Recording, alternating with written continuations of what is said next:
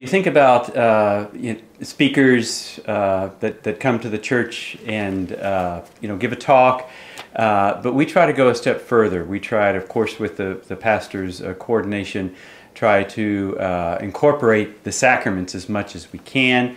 We'll have Eucharistic adoration after our presentations, and most often that's accompanied with the priests hearing confessions. The presentations that we give seem to open people up to go to confession, to get into the confessional. The priests tell us all the time, the pastors and priests that come to hear confessions at our programs. It's just a constant that we hear. I've heard confessions tonight from people that hadn't been in 20 and 30 years. And those testimonies from the pastors are just so strong, and so that's a really big part of what we do. I think a key thing, testimonies are great. Sometimes people want to know our testimony. We do like to share it.